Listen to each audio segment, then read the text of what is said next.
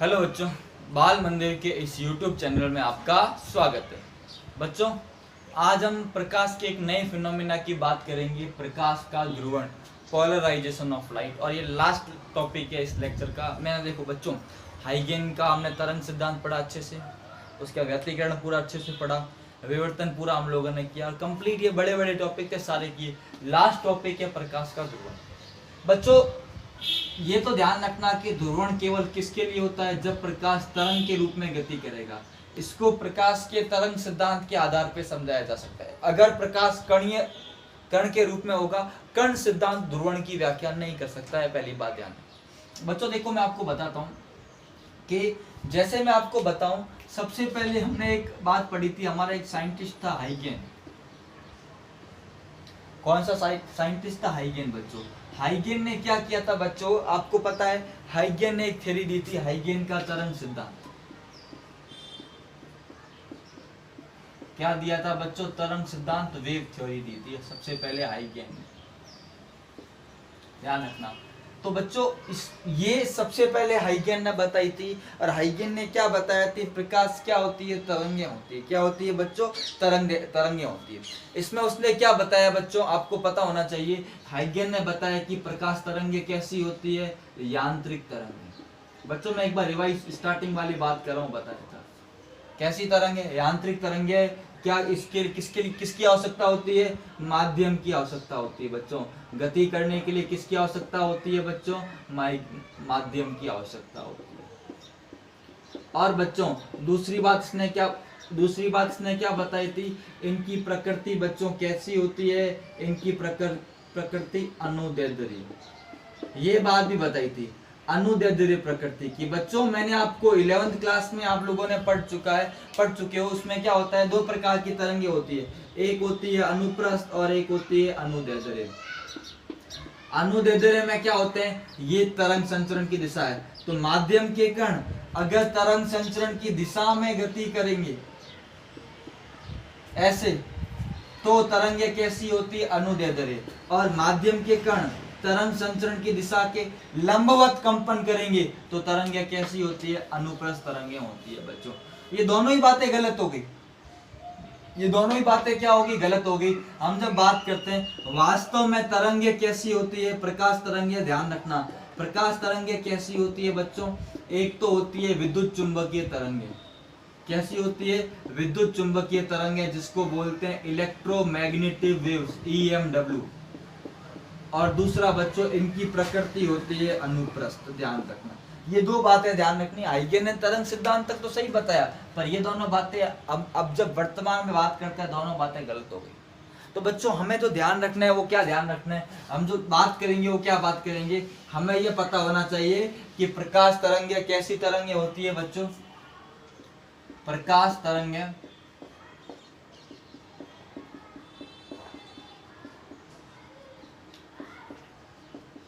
विद्युत चुंबकीय तरंगे होती है। कैसी तरंगे होती है बच्चों? विद्युत चुंबकीय तरंगे। इसको हम क्या बोलते हैं? EMW, electromagnetic waves. और ध्यान रखना, इनकी प्रकृति कैसी होती है? इनकी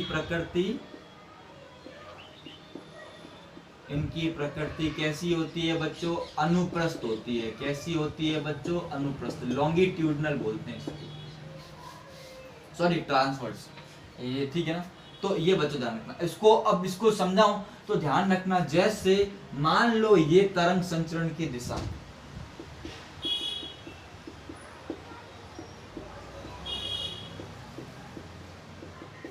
ठीक है। अब हमेशा ध्यान रखना कि तरंग संचरण की दिशा में कण कंपन नहीं करते। विद्युत चुंबकीय तरंगों का मतलब क्या है कि तरंग संचरण की दिशा के लंबवत विद्युत क्षेत्र और चुंबकीय क्षेत्र कंपन करता है, और वह क्या करता है? ऊर्जा को एक स्थान से दूसरे स्थान तक लेके जाता है। वर्तमान में तरंग थ्योरी जो है विद्युत चुंबकीय तरंग, इसका मतलब क्या है कि तरंग, ये प्रकाश संचरण की दिशा है, इस प्रकाश संचरण की दिशा के लंबवत दो चीजें कंपन करती है, विद्युत क्षेत्र और चुंबकीय क्षेत्र। मान लो अगर विद्युत क्षेत्र इस दिशा में है तो चुंबकीय क्षेत्र बच्चों इस दिशा में होगा। दोनों इसके लंबवत है। ये एक्स अक्ष तरंग संचरण की दिशा, ये विद्युत क्षेत्र के कंपन की दिशा, और ये चुंबकीय क्षेत्र के कंपन की दिशा। हमेशा ये बात ध्यान रखनी है, ये चीज आपको पता होनी चाहिए। इसको मैं अगर बनाऊं, देखो बच्चों,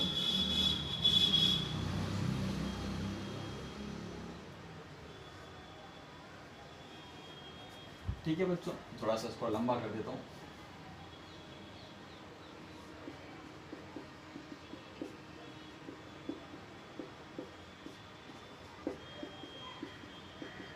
तो बच्चों इसके लंबवत क्या होता है, इसके लंबवत होता है विद्युत क्षेत्र। यही बना देता हूं।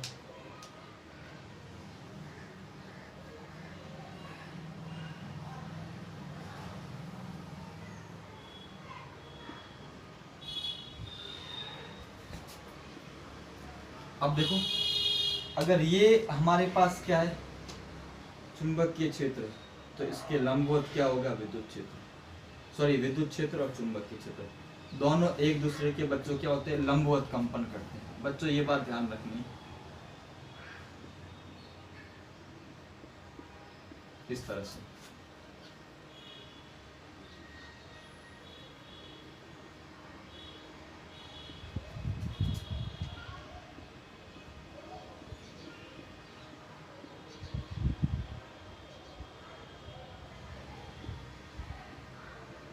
इस तरह से कंपन होते हैं। ये ऊपर जो कंपन है वो किसके बच्चों, विद्युत चुंबकीय क्षेत्र, विद्युत क्षेत्र के, और नीचे जो कंपन है वो चुंबकीय क्षेत्र। तो ध्यान रखना, प्रकाश तरंग या विद्युत चुंबकीय तरंग इस प्रकार से गमन करती है, और विद्युत क्षेत्र और चुंबकीय क्षेत्र इसके लंबवत कंपन करता है। कैसा कंपन करता है, लंबवत कंपन करता है। बच्चों ये बात सबसे पहले आपको ध्यान होनी चाहिए बच्चों, इसको नोट कर लो, फिर आगे बात करते हैं।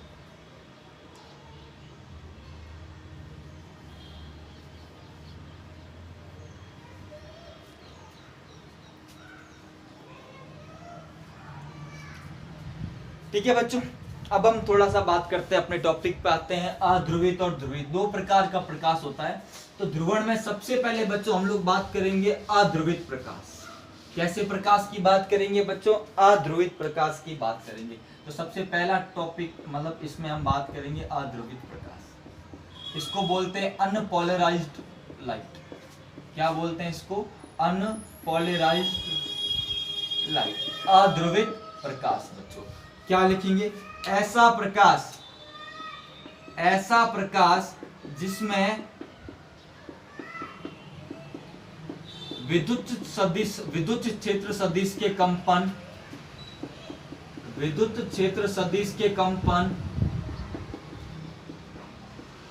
तरंग संचरण की दिशा के लंबवत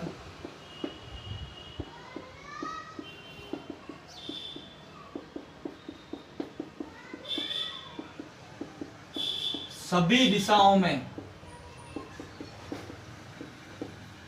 संभव दिशाओं में पाए जाते हैं। सभी संभव दिशाओं में पाए जाते हैं। ऐसा प्रकाश अध्रुवित प्रकाश कहलाता है। ऐसा प्रकाश अध्रुवित प्रकाश कहलाता है। बच्चों ध्यान रखना, क्या मतलब है इसका, इसका मतलब क्या है समझो बच्चों। जैसे ये तरंग संचरण की दिशा है, ये किसकी दिशा है बच्चों, तरंग संचरण की दिशा। इसकी दिशा बच्चों तरंग संचरण की दिशा। अब हम क्या बोल रहे हैं कि विद्युत क्षेत्र सदिश इसके लंबवत कंपन करता है, चुंबकीय क्षेत्र लंबवत करता है। अभी हम लोग बात कर रहे हैं विद्युत क्षेत्र, किसकी बात कर रहे हैं बच्चों, विद्युत क्षेत्र। इसमें क्या होगा, जैसे मैं इसके लंबवत बात करूं, मैंने इसके लंबवत एक तरह से, इस तरह से, ये अब इसको लंबवत समझते हैं, एक मैंने ये ऐसे लंबवत पट्टी का ली।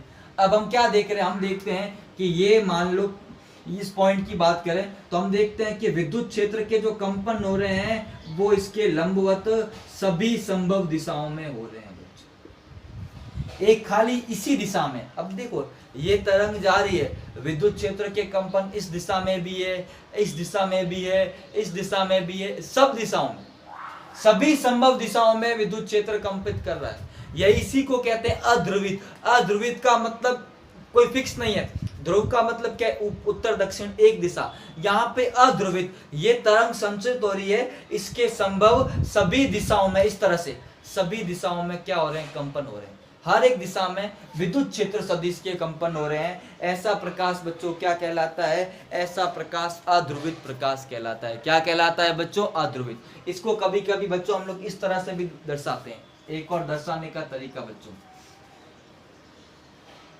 ये जो डॉट है ये क्या बता रहा है? तरंग संचरण की दिशा, प्रकाश की दिशा, गति की, और इसके लंबवत बच्चों देखो,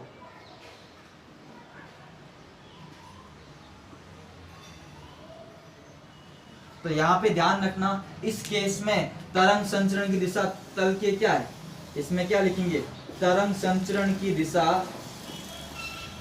तरंग संचरण की दिशा तल के लंबवत है।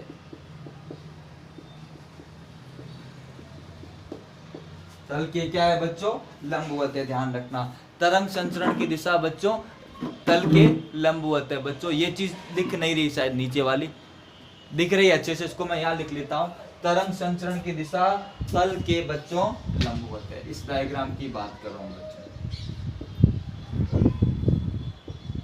ठीक है ना बच्चों?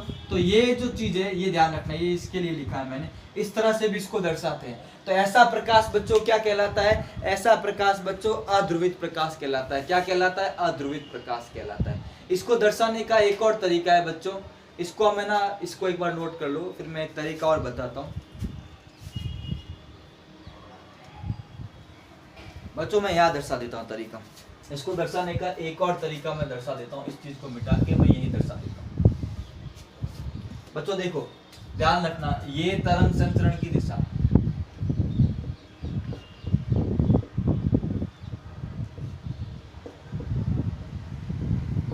अगर मैं इसको इस तरह से दर्शाऊं बच्चों,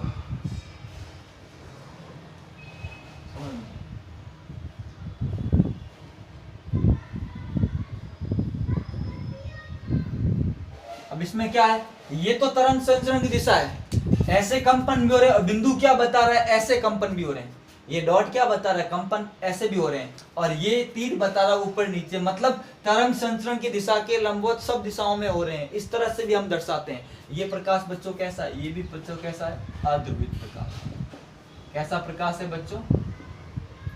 अध्रुवित प्रकाश। तो अध्रुवित प्रकाश क्या होता है बच्चों? जिसमें कंपन तरंग संचरण की दिशा के लंबवत सभी संभव दिशाओं में होते हैं। ऐसा प्रकाश बच्चों क्या कहलाता है? अध्रुवित प्रकाश। क्या कहलाता है बच्चों? अध्रुवित प्रकाश कहलाता है बच्चों। तो ये हमारी पहली बात हो गई, अध्रुवित प्रकाश।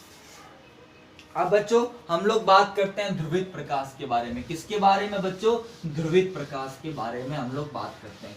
तो आगे हम बात करेंगे बच्चों ध्रुवित प्रकाश के बारे में। किसके बारे में बच्चों? ध्रुवित प्रकाश के बारे में। इसको बोलते हैं पोलराइज्ड लाइट। क्या बोलते हैं इसको बच्चों? Polarized light. क्या लिखेंगे इसमें? ऐसा प्रकाश, ऐसा प्रकाश जिसमें विद्युत क्षेत्र सदिश के कंपन, जिसमें विद्युत क्षेत्र सदिश के कंपन तरंग संचरण के लंबवत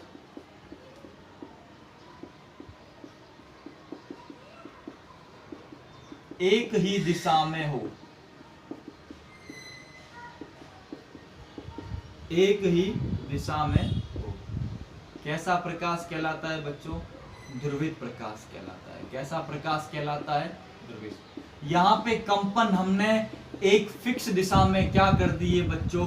निश्चित कर दिए। ऐसा प्रकाश बच्चों क्या कहलाएगा? ध्रुवित प्रकाश कहलाएगा। क्या कहलाएगा? ध्रुवित। इसके लिए हम पोलराइड का उपयोग करते हैं। हम पढ़ेंगे सारी चर्चा कैसे बदलेंगे, क्या अभी खाली परिभाषा बता रहा हूँ। ये बच्चों देखो, ये है तरंग संचरण की दिशा। किसकी दिशा बच्चों? तरंग संचरण की दिशा। और अगर कंपन तरंग संचरण के लंबवत इस प्रकार से हो, यहाँ बिंदु नहीं है, बिंदु करूंगा तो गलत हो जाएगा, ये बिंदु नहीं खाली लाइन है, तो ये प्रकाश कैसा है बच्चों? ध्रुवित प्रकाश। कैसा प्रकाश है बच्चों? ध्रुवित प्रकाश। और दूसरा एक और एग्जांपल देखो इसको दर्शाने का, ये है तरंग संचरण की दिशा।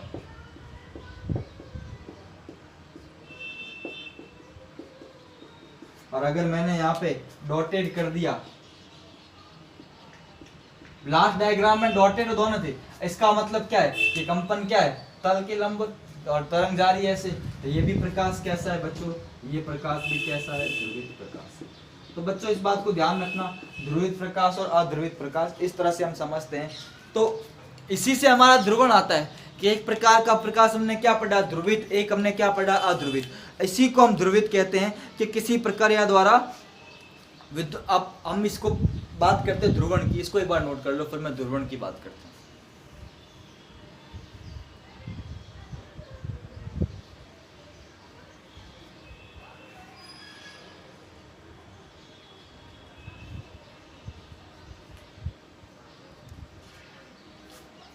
और बच्चों साधारण जो प्रकाश होता है, जो ट्यूबलाइट से आता है, मरकरी से आता है, किसी लाइट से आता है, वो प्रकाश अध्रुवित होता है। ध्यान रखना बच्चों एक चीज, साधारण प्रकाश सदैव अध्रुवित होता है।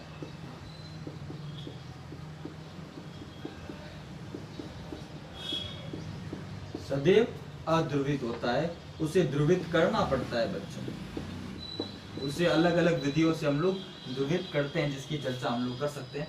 अभी हमें इतना ध्यान रखना, इसको नोट कर लो बच्चों, फिर बात करते हैं। ठीक है बच्चों, अब हम बात करते हैं प्रकाश का ध्रुवण। अब हम किसकी बात करेंगे बच्चों, प्रकाश का ध्रुवण, प्रकाश का ध्रुवण, पोलराइजेशन ऑफ लाइट। क्या होता है कि यदि किसी प्रक्रिया द्वारा, किसी प्रक्रिया द्वारा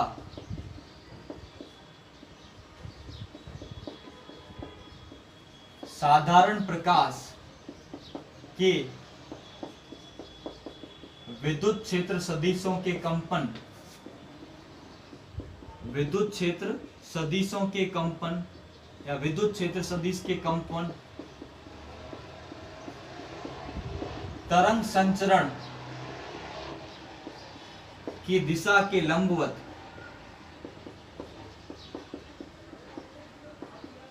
एक ही दिशा में, एक ही दिशा में सीमित कर दिए जाएं, सीमित कर दिए जाए, तो इस प्रक्रिया को, तो इस प्रक्रिया को प्रकाश का, प्रकाश का ध्रुवण कहते हैं। इस प्रक्रिया को प्रकाश का ध्रुवण कहते हैं। और ध्यान रखना बच्चों, इसके लिए हम उदाहरण करते हैं, पोलराइड का उपयोग करते हैं। पोलराइड केमिस्ट्री में पढ़ते होंगे और टर्मेलिन क्रिस्टल के बने होते हैं। इसको चर्चा में बात करेंगे, उसकी हम डिटेल में चर्चा करेंगे, अभी आपको ध्यान रखना। इस प्रक्रिया को हम लोग क्या कहते हैं बच्चों, इस प्रक्रिया को हम लोग कहते हैं प्रकाश का ध्रुवण। क्या कहते हैं बच्चों, प्रकाश का ध्रुवण कहते हैं। ध्यान रखना, ये चीज पता होनी चाहिए। तो इसी चीज को हम समझेंगे, पोलराइड है बच्चों। और केमिस्ट्री में एक और चीज पढ़ते हैं, आप लोग एग्जांपल देखते हो, टर्मेलिन क्रिस्टल करके एक आता है बच्चों, ये बहुत इंपॉर्टेंट है, जिसका उपयोग हम लोग प्रकाश के ध्रुवण के लिए करते हैं। किसके लिए करते हैं, प्रकाश के ध्रुवण के लिए बच्चों करते हैं। ये चीज बहुत इंपॉर्टेंट, समझेंगे इसको। और बच्चों साधारण प्रकाश है वो कैसा होता है, वो प्रकाश ध्रुवित होता है, क्या अध्रुवित होता है। अब एक जनरल एग्जांपल है सर, हम देख के कैसे पता करेंगे। अब मान लो ये मार्कर है, इससे प्रकाश, मान लो किसी स्रोत से प्रकाश आया, टकरा के हमारी आंखों में आया, इसका प्रतिबिंब बना। मान लो अध्रुवित प्रकाश आ रहा है, दूसरी बार ध्रुवित आ रहा है। पहली बार क्या आ रहा है, अध्रुवित, दूसरी बार क्या आ रहा है, ध्रुवित। तो ध्यान रखना, दोनों ही केस में इस मार्कर के प्रतिबिंब में कोई फर्क नहीं पड़ेगा, हमको एक समान दिखाई देगा। तो अंतर क्या होगा, अंतर होगा तीव्रता का। अगर प्रकाश ध्रुवित है तो उसकी तीव्रता, बिंब की, इसकी तीव्रता क्या होगी, ज्यादा, एकदम स्पष्ट होगा। और प्रकाश अगर अध्रुवित है, ऐसा कब होगा, तीव्रता अधिकतम कब होगी, जब अध्रुवित होगा। और यदि प्रकाश ध्रुवित होगा तो तीव्रता क्या होगी, कम, क्योंकि ध्रुवित में कंपन केवल एक ही दिशा में होते हैं, ऊर्जा की हानि हो जाएगी। और अध्रुवित में कंपन क्या होते हैं, सभी दिशा में। तो ये अंतर है, इसकी हम चर्चा करेंगे अभी। आप एक बार इसको नोट कर ले अच्छे से, फिर बात करते हैं हम लोग। अगले लेक्चर में बच्चों हम लोग बात करेंगे किस प्रकार से ध्रुवित प्रकाश को अध्रुवित प्रकाश को ध्रुवित में बदला जाता है और कितनी ऊर्जा की हानि होती है। और एक नियम आता है बच्चों, ध्यान रखना, मेलस का नियम। एक नियम आता है बच्चों मैगलस का नियम, वो बहुत इंपॉर्टेंट है, इसमें न्यूमेरिकल बनते हैं, उसकी बात करेंगे। उसके बाद एक और नियम आता है बच्चों बूस्टर का नियम। 2 नियम आपको पढ़ने हैं बच्चों, तो लगभग 2 या 3 लेक्चर में चैप्टर को हम कंप्लीट कर लेंगे आगे और, ठीक है ना बच्चों, जल्दी चैप्टर पूरा हो जाएगा। तो वीडियोस को बच्चों ज़्यादा से ज़्यादा देखें, वॉच करें, शेयर करें। थैंक यू सो मच बच्चों।